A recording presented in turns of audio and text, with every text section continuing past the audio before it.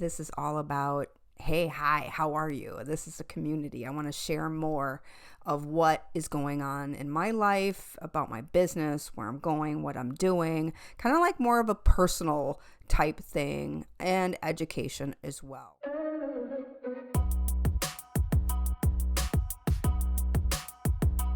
Hi everybody, welcome back to the channel. Pop up on here today at a few things top of mind that I just wanted to get on and just start talking about. If you're new to this channel, thank you for stopping by. My mission and my intent with this channel is that I want to provide inspiration, motivation, tools and techniques to people so that they can live more resilient in the world, that they can be happier, joyful, more at peace, have a more sense of freedom, have the courage to maybe go out and make some dreams come true, create the life you love, whatever that means to you. I am reading The Power of Now with my book club. It's a little book club that I have with my girlfriends. We meet every Monday. It's amazing. And if you haven't read this book, read it. It will give you new light and new inspiration on how to live in the now. And when I say that, our minds are so out of control and we live in our pasts. We are anxious about our future. We are angry, we're sad, we're depressed, we're not fulfilled. We keep, we're on this hamster wheel. What's the next thing? What's going to make me happy? I'm running around, I'm buying a new purse. I'm filling up my apartment with stuff. None of it lasts. None of us, that happiness, that excitement isn't sustained. So you don't realize that when you're younger, but I'm going to be 56, and I realize stuff doesn't make you happy. Material possessions don't make you happy. I thought being successful in business and doing the things that I want to love, I put a thing of measurement of what the success would look like, and then I could validate myself. You know what, you guys? Don't chase the success. Don't chase the validation, because in the end, that's not going to make you feel any better. But so my mission is to really, shine some light on some of these tools. The tools that have helped me, and I've said it before, if you're new here, I'll say it again, is meditation, is prayer, journaling, yoga, self-help books, and the practices that go along with them. I went through a life coach certification program. I went through a mindful-based stress reduction program, as well as countless hours of meditation practices, and I just Reiki trainings, all the things. Not all the things, because I feel like there's new stuff popping up all the time. And I'm going to get excited about different things, and I want to share that with you. So really, this is all about, hey, hi, how are you? This is a community. I want to share more of what is going on in my life, about my business, where I'm going, what I'm doing, kind of like more of a personal type thing, and education as well. We're moving in about 2 weeks, and I really keep thinking, why do I keep accumulating all this stuff? Stuff that I find like, oh, I forgot I had that. It's like, why? And then why do I hold on to it? That there's memories ingrained in it. I gave to the local thrift shop a Disney book that my grandparents had gotten me in the 70s. My mom had written in it, wrote my name and the year. Can't remember if it was 72, something like that, 71. Wrote, my grandparents had got it on a trip to California and Hawaii, and I'm like, and I actually thought I gave it away about a week ago to a thrift store. And I just thought about it. I'm like, I gave my grandma away. I gave that memory of my mom away, and no, I did not. Let it go. Let it go. We need to live more here in this present moment. And I think it's okay to think of our past and see how far we've come. But our identity is formed from our past. And really, we are just who we are. We're spiritual beings. And I don't have anything more to add to that. So I'm going to move on to the next thing. There's a lot of talk about mental health awareness. I think there's a lot of anxiety and stress in the world. You can see it all over the place. We live in a very fast-paced world right now. And I feel something is going to change. It's going to break. That makes us to get out of this. But in the meantime, what can we do to help?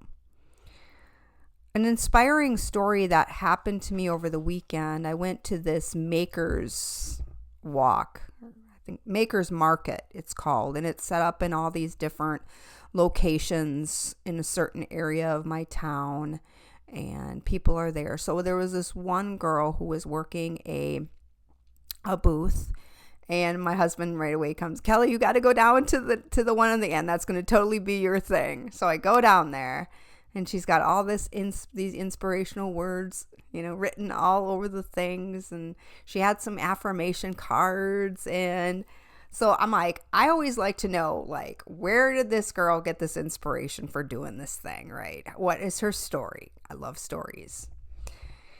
And so what she told me is that she created this company, which is she sells the stuff, and then she gives to these certain mental health organizations.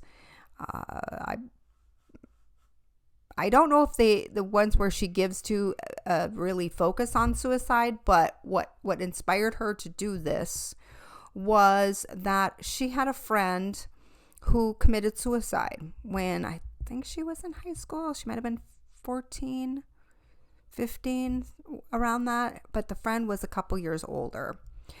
And it really, she didn't know what was going on. A lot of times somebody is in such a dark place that you don't know how much they're suffering, right? We all go through hard times, but are we to the point where we're going to end our lives? I had an uncle that committed suicide. He was 19. I was only 12 years old at the time. And I was sad. My family was sad. We all questioned, what and why, why can't, when you're mentally struggling and you think the world is just the worst thing, I think it's really hard to reach out. I know I have been in a very dark place. I didn't realize how dark of a place he was in, or how somebody could even experience that, until I went through it myself. And I usually don't talk and bring this up, but there was a time in my life where I was deeply, darkly depressed, where I was struggling mentally so bad that I was like, wouldn't it be better if I just ended this? And it's a really scary place to be in. Thank God I found something to get me out of that depression. And for me, that was, I prayed the rosary. And just really, I just really cried a lot and asked, intercession from the heavens and the divine, and just, get me through this, help me give me the strength to get through this, shift my thinking, get me out of that gray cloud of depression. And it worked. It saved me, I feel. And thank God. I've been blessed in my life. So there is a purpose for me here on earth. Why I didn't leave yet. So back to the story of this woman. She's out of Northern Illinois. I'm about an hour and a half from her. She created a company called Love Your Mental. Okay, here's her card. I don't know if that's right ways, wrong ways. And then here's her little, I will put this link in the description below. So what I did was I bought these affirmation cards from her. Dose of positivity. So I'm going to pick a card. She had one for nurses. She's actually an ICU nurse. She had one for women. These are more generalized, and the reason I got those is because I want to put them up at a co-working space we go to. So I'm going to pick one of these cards and read it. If you happen to stumble, make it a part of your dance. I'm going to read a couple more just to see what else we have here. If you are tired, learn to rest and not quit. The light you see in others is the same light that is shining within you. I love that one. Remember, flowers need time to bloom. These little, when you're feeling down, words can really shift your mental state of mind. And I'm here to tell you that if you're sad, it's okay to be sad. If you're depressed, it's okay to be depressed. If you're angry, let the feelings of anger come up. The reason I say this is because in the book, The Power of Now, Echart Tolle emphasizes being with the feelings, the emotions, the behaviors as they are, without judgment, without being critical of them, and just accepting them.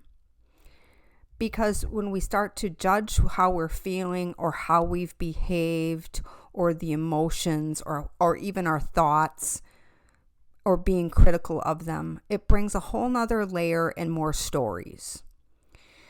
Or we get analytical. Well, why am I feeling sad? Well, then we start going back in our past, right? Well, it must have been something or it must have been someone.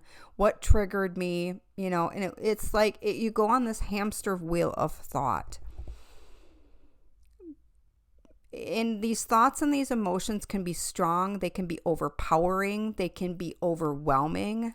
They may be hard to handle.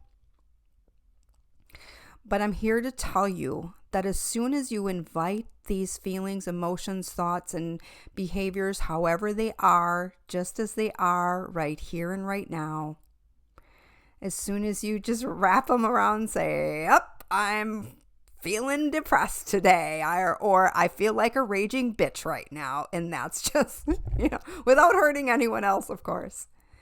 A story I like to tell is that I would oftentimes in my life, if I wasn't positive sunshine Kelly Pagic, I would get upset with myself. Like, oh my God, I can't be upset. Oh my God, I can't be a bitch today.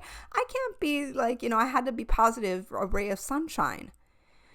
And I was like really fighting this day during a day. I'm like, I just don't, I just feel crabby. And all of a sudden I was driving to work and I like yelled out in my car, I really feel like a bitch today. And I just literally started laughing right out loud. It shifted my mindset. It shifted my way of thinking. I'm just like, whoa. So it's like, just like that, a total shift. I invite you to try it because there's so many times where I accept these thoughts. And don't carry them with you for days and weeks. Sit down, feel the feelings, accept the anger, look at anger. Hey, anger, you're my best friend. Come on in. There's that, like, isn't that like a Rumi quote or something, like a quote from some a Sufi poet or something that says, invite all of them in like your best friend, like don't shut the door to them because then they're going to keep on knocking. So I like to use the analogy that emotions, feelings are just like a needy child that needs nurturing. They're going to whine, they're going to cry until they get your attention. Once they got your attention, then all of a sudden they calm down, right? So give yourself, that's your inner being calling out for the attention. I heard this, something I think is similar written in Eckhart's book. But I heard a meditator say once, I'm going to give attention to what is getting my attention. Okay. It's a really, and that's the same thought of unconsciousness. A lot of times we're not aware. We're not bringing awareness to our thoughts, emotions, our feelings, our behaviors. We walk around just like oh my God, Sally left me yesterday, or what am I going to do next week? And what content creation am I going to do? I mean, it's the spiral of thoughts. But if you practice being the observer of thoughts, the watcher of thoughts, it brings you into the present moment. And what is that? It's the stillness and the silence, the right now. It brings you into vertical time versus horizontal time. And if you take a deep breath, close your eyes, and imagine that you are in the seat of the observer, the watcher of thoughts. You're going to rest on the motion of your breath moving in and out of your body. You're going to stand vigilant for thoughts as they arise.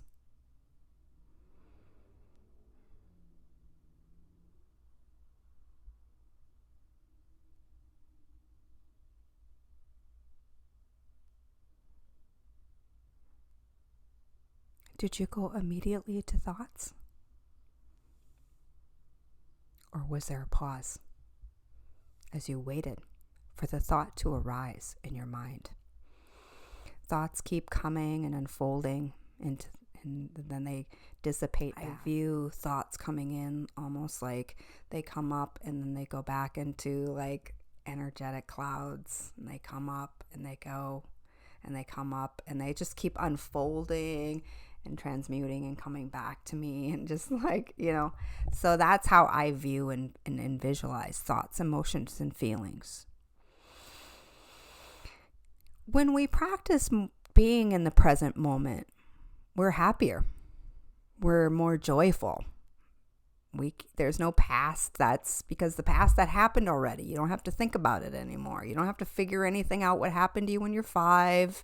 It doesn't matter that your dad didn't, cuddle you, or your mom didn't bake you chocolate chip cookies when you were 12, and or maybe they ruined your birthday party at 15, or they didn't let you drive the car when you turned 16. That doesn't matter anymore. It doesn't matter that maybe you are in between jobs and you just don't know what's going to be, and you come up with, oh, am I going to like it? And right now I'm like thinking about moving to a new neighborhood, and I'm like, oh my God, I don't know if I'm going to like it. Well, why am I thinking about that today?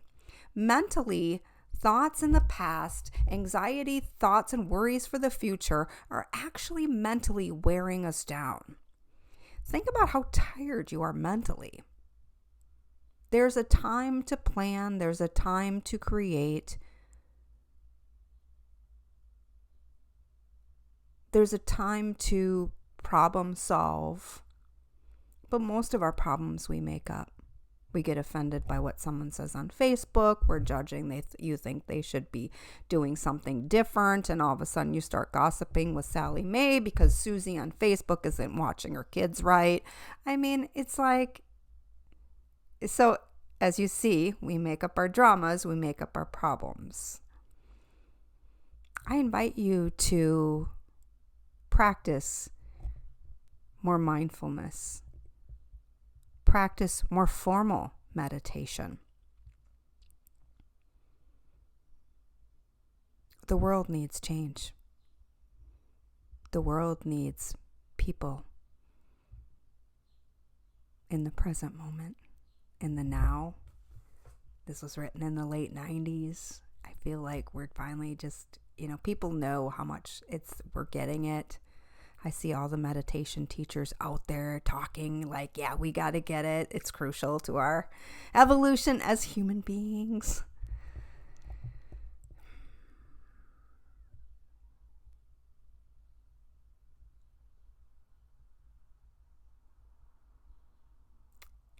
I appreciate you being here today.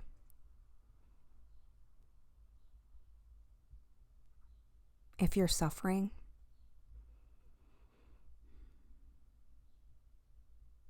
I'm sending you happiness and joy and healing and uplifting.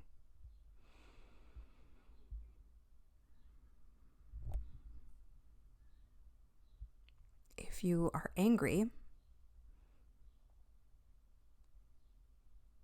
ground yourself into the earth and let the earth energy root you and ground you, and let the anger dissipate. It is only hurting yourself.